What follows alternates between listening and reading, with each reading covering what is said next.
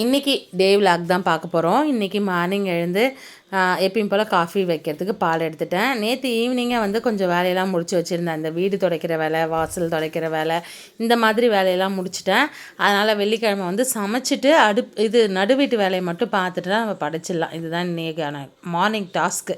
எழுந்து சூடாக ஒரு காஃபி வச்சு குடிச்சிட்டு தோட்டத்தை பெருக்க ஆரம்பிச்சிட்டேன். யூஸ்வலாக வந்து 2 days ஒன்ஸு பெருக்குவேன். தழை நிறையா உதிர்ச்சுன்னா டெய்லியுமே கூட பெருக்கிடுவேன். வெள்ளிக்கிழமைன்றதுனால கம்பல்சரி பெருக்கி கூட்டிட்டு கோலம் போடுவேன், அடுப்பு திட்லேயும் வாசல்லையும். அது வந்து ஒரு ரெகுலர் ஹேபிட் ஆகிடுச்சு. ஆக்சுவலாக எனக்கு இந்த வேலையெல்லாம் செய்ய பிடிக்கும். ஆனால் முன்னாடி இந்த வேலையில் வீட்டில் வந்து இந்த மாதிரி வேலை செய்கிறதுக்கான ஆப்பர்ச்சுனிட்டி வந்து நமக்கு கிடைக்கல. இப்போ கிடைச்சிருக்குல்ல, நம்ம அதெல்லாம் செஞ்சு என்ஜாய் பண்ணிக்கலாம்.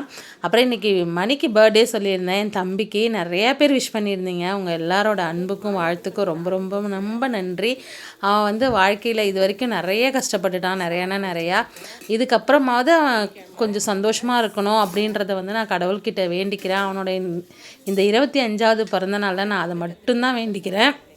கடவுள் மட்டும் இல்லை, அம்மாவும் சாமியாக இருந்து அவனை நல்லா நிம்மதியாக சந்தோஷமாக வச்சுக்கணும் அப்படின்னு நான் வேண்டிக்கிறேன். நீங்களும் வேண்டிக்கிட்டதுக்கு ரொம்ப நன்றி. இன்றைக்கி மார்னிங் வந்து ராகி தோசை, வாழைத்தண்டு, கத்திரிக்காய் சாம்பார், உருளைக்கிழங்கு பொரியல், அப்புறம் நேற்று வச்ச கீரை சாதம், இது எல்லாமே தான். பசங்களுக்கு தோசை போட்டு ஊட்டி விட்டுட்டேன். மதியத்துக்கு ஏதாவது பொரியல் பண்ணிக்கலாம் அப்படின்னு பார்த்தா, ஆனால் இந்த உருளைக்கிழங்கு வச்சு நாங்களும் மேனேஜ் பண்ணிக்கிட்டோம். கேன் வந்து வானூர்லேருந்து தான் தண்ணி எடுத்துகிட்டு வருவார். அதனால் கேன் எடுத்துகிட்டு போயிருந்தார். எல்லோரும் பாய் சொல்லி அனுப்பி வச்சதுக்கப்புறம் நானுமே சாப்பிட்டுட்டு மிஷினில் துணி போட்டிருந்தேன், மெத்தையில் காய வைக்கலாம் அப்படின்னு சொல்லிட்டு. கொஞ்சம் டிலே ஆகிடுச்சுன்னா வெயில் போயிடுது. இந்த சீசன் வந்து பனி சீசன்ன்றதுனால வெயில் இருக்கும்போதே போய் காய வச்சுட்டோன்னா துணி சீக்கிரம் உணர்ந்துடும். அதனால் கொஞ்சம் சீக்கிரமாகவே எடுத்துகிட்டு போயிட்டேன். ஃப்ரைடே டைமில் மட்டும் சாரீ வேர் பண்ணுறது கொஞ்சம் பாசிட்டிவ் வைபாக இருக்கும். அதனால் இந்த காட்டன் சாரீ இன்றைக்கி வந்து வேர் பண்ணியிருந்தேன். ஆஸ் யூஷுவல் மாமியார் கொடுத்த சாரீ தான். அப்புறம் பெட்ஷீட் வந்து அடிக்கடி துவச்சி போடுறேன். இதுக்கு எதாவது டிப்ஸு தெரிஞ்சால் சொல்லுங்கள். எங்கள் வீட்டு வீராங்கனைகள் வந்து டெய்லி நைட்டு பெட்ஷீட்டை வந்து ஈரம் பண்ணி வச்சிடுறாங்க. என்ன பண்ணுறதுனே தெரியல. அதை அப்படியே யூஸ் பண்ணவும் முடியாதுல்ல. அதனால் டெய்லியும் துவைக்கிற மாதிரி இருக்குது. பிள்ளைங்க வந்து கொஞ்சம் மெச்சூரான பிள்ளைங்க தான். ஆனால் அந்த விஷயத்தில் மட்டும் இன்னும் எதுவும் என்னால் பண்ண முடியல. உங்களுக்கு ஏதாச்சும் அதுக்கு டிப்ஸ் இருந்தால் எனக்கு சொல்லுங்கள். ஸோ துணி பெட்ஷீட் எல்லாமே காய வச்சுட்டு வத்தல் வச்சுருந்தேன், அதை காய வைக்கலாம் அப்படின்னு சொல்லிட்டு. வீல் வத்தலும் பேட் வத்தலும். இந்த வீல் வத்தல் மட்டும் காய வச்சு பொரிச்சா மட்டும்தான் நல்லா பொரியும், இல்லாட்டி அது நல்லாவே வராது. வெயில் இருக்கும்போது அதையும் காய வச்சலான்ட்டு மெத்தையில் எடுத்துன்னு போய் வச்சுட்டேன். இந்த வெயில் வந்து நல்லாயிருக்கும், பனியும் வெயிலும் சேர்ந்த மாதிரி கொஞ்சம் சூப்பராக இருந்தது. ஸோ மெத்தையில் கொஞ்சம் நேரம் இருந்துட்டு அதுக்கப்புறம் மதியத்துக்கு ரசம் வைக்கலான்னு பார்த்தேன். ரசப்பொடி காலி ஆகிடுச்சு. ரசப்பொடி ப்ரிப்பேர் பண்ணேன், அதை உங்கள் கூட ஷேர் பண்ணிக்கலாம் அப்படின்னு. எனக்கு வந்து மெஷர்மெண்ட்லாம் தெரியாது. நான் கைப்பிடி அளவு தான் போடுவேன். ஒரு கைப்பிடி அளவு மல்லி போட்டுட்டு அதை நல்லா ட்ரை ரோஸ்ட் பண்ணி எடுத்துகிட்டு அதுக்கப்புறம் அதே வானலில் அரை கைப்பிடி அளவுக்கு மிளகு போட்டுக்கலாம். மிளகு ரொம்ப காஸ்ட்லியாக இருக்குது, ஆனால் இதெல்லாம் சேர்க்காம ரசமும் வைக்க முடியாது. அப்புறம் ஒரு அரை கைப்பிடி அளவுக்கு மிளகு போட்டு அதையுமே நல்லா ட்ரை ரோஸ்ட் பண்ணி எடுத்துகிட்டு மறுபடியும் ஒரு கைப்பிடி அளவுக்கு ஜீரகம் போட்டுக்கலாம். மிளகை விட ஜீரகம் கொஞ்சம் எக்ஸ்ட்ராவே சேர்க்கலாம், வாசனை ரொம்ப நல்லாயிருக்கும். அதனால் ஒரு கைப்பிடி அளவுக்கு ஜீரகம் போட்டுட்டு அதையுமே ட்ரை ரோஸ்ட் பண்ணி எடுத்துக்கிட்டு அப்புறம் ஒரு 8லேருந்து 9 காஞ்ச மிளகா போட்டுக்கலாம். இது ரொம்ப காரமான காஞ்ச மிளகா, அதனால் நான் இந்த அளவுக்கு சேர்த்துருக்கேன். உங்களுக்கு காரத்துக்கு ஏற்ற மாதிரி கூட நீங்கள் சேர்த்துக்கலாம். அப்புறம் அகைன் அரை கைப்பிடி அளவுக்கு துவரம்பருப்பு வந்து ரசத்தில் சேர்க்கும்போது ரசம் நல்லா கெட்டியாக வாசனையாக இருக்கும்.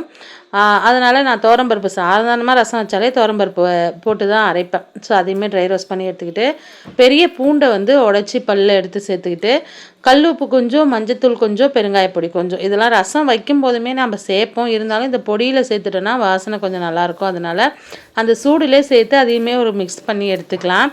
அப்படி மிக்ஸ் பண்ணும்போது தான் என்ஹான்ஸ் ஆகி வரும் வாசனை, பெருங்காயத்தோட வாசனை. அதை அப்படியே எடுத்து மிக்ஸி ஜாருக்கு மாற்றி கோர்ஸாக அரைச்சிக்கலாம். எப்பயுமே ரசப்பொடி வந்து நல்லா நைஸாக பவுடராக அரைக்க வேண்டாம். இந்த மாதிரி கோர்ஸாக ஒன்றும் அதிகமாக அரைச்சினா நல்லாயிருக்கும். ஸோ அந்த மாதிரி அரைச்சி எடுத்து ஸ்டோர் பண்ணி வச்சுப்பேன் நான். இன்றைக்கி ரசத்துக்கு புளி, ஒரு நெல்லிக்காய் சைஸ் புளியும், அப்புறம் ஒரு தக்காளி பழம், கொத்தமல்லி, கருவேப்பிலை, உப்பு, பெருங்காயத்தூள், அதுக்கப்புறம் மஞ்சப்பொடி, இது எல்லாமே போட்டு நம்ம அரைச்சி வச்ச மிக்ஸை வந்து ஒரு 3 ஸ்பூன் போட்டுட்டு இது எல்லாத்தையுமே நம்ம நைஸாக கரைச்சி எடுத்துக்கலாம்.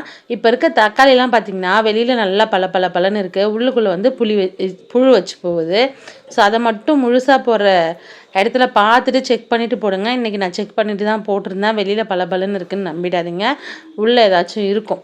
அதனால் பார்த்துட்டு பண்ணுங்கள். நல்லா கரைச்சி விட்டுட்டு வானலில் எண்ணெய் ஊற்றி கடுகு வெடிக்க விட்டு ஒரு காஞ்ச மிளகா அகைன் போட்டு அதுக்கப்புறம் கரைச்சி வச்சுருக்க கரிசலை போட்டு இதை வந்து நுர தட்டி வர அளவுக்கு கொதிக்க வச்சு எடுத்துக்கலாம். ரசத்தில் ஒரு முக்கியமான டிப்ஸ் என்னென்னா, எப்பயுமே வந்து நல்லா கொதிக்க விடக்கூடாது. அதோடய வாசனையும் டேஸ்ட்டும் மாறிடும். அதனால் நுர தட்டி வரும்போதே நம்ம அதை வந்து அடுப்பை நிறுத்திடணும். இன்றைக்கி ரசம் இப்படி தான் வச்சுருந்தேன். இந்த ரசப்பொடி ப்ரிப்பேர் பண்ணி பாருங்கள், நல்லாவே இருக்கும். வேணுன்றவங்க யூஸ் பண்ணிக்கோங்க. அப்புறம் மதியம் லாகின் பண்ணிட்டேன். ஈவினிங் பிரேக்கில் வந்து காய வச்ச துணியெல்லாம் எடுத்துகிட்டு வந்துடலான்ட்டு மெத்தைக்கு போயிருந்தேன். ஏன்னா ரொம்ப டைம் ஆகிடுச்சுன்னா பனி இறங்கிடுது. நான் 5 மணிக்கு போயிருந்தேன், அப்போவே நல்ல பனி. சுற்றி முற்றி பார்த்துட்டு வியூஸ்லாம் நல்லாவே இருந்தது. நான் மட்டும்தான் அங்கே தனியாக நிற்கிற மாதிரி இருந்தது, யாருமே சுற்றி இல்லாத மாதிரி. ஏன்னா மோஸ்ட்லி இங்கே வந்து ஒர்க்கிங்ஸ், அதனால் நான் மட்டும்தான் வீட்டில் இருக்க மாதிரி இருக்கும். அதுக்கப்புறம் மறுபடியும் ஒர்க் கண்டினியூ பண்ண பசங்க வந்துட்டாங்க. அப்படியே இந்த நாள் வந்து போயிடுச்சு. நாளைக்கு வந்து புயல் எச்சரிக்கை சொல்லியிருக்காங்க பாண்டிச்சேரியில். ஸோ எல்லாருமே கேர்ஃபுல்லாக இருங்க. எங்கெங்கெல்லாம் மழை பெய்யுதோ கேர்ஃபுல்லாக இருங்க. ஸ்ரீலங்காவில் மழை பெய்யுதுன்னு நம்மளோட சிஸ்டர் சொல்லியிருந்தாங்க. எல்லாரும் கேர்ஃபுல்